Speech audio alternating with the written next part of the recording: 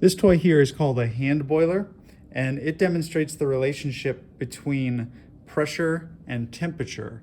You can see here this is a hard plastic or a glass, so I can't squeeze it. So this is not a volume problem. Volume is constant.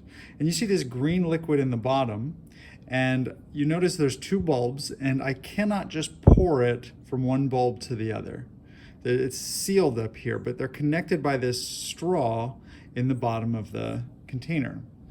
So what happens is I can use my body heat. I'm a very cold person. This might take a while. Now I can't squeeze this because, let's get some friction. I can't squeeze it because it's glass, it's solid.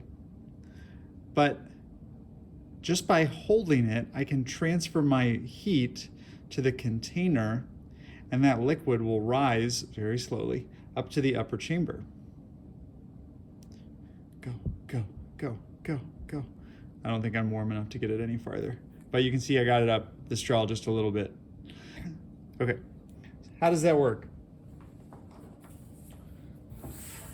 Well, since I can't squeeze the container, it's at a constant volume. I'm going to be holding this bottom container where the liquid is, and my heat, which we're going to give the variable Q later in the year, my heat is going to go into this container. These particles in the flask are going to be moving around faster. They're going to absorb my heat. And as particles move faster, what they're going to do is collide more often with the container. Well, the container can't expand at all, but this liquid actually can because there's room for it to go. So they're pushing outside on the container. They're also going to be pushing down on this liquid. This is very similar actually to how you get liquid in your mouth from a straw.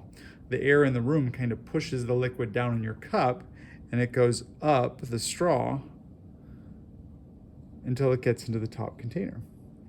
And then we can have the liquid, and eventually it'll fill up the top container because this air at the bottom will expand so much.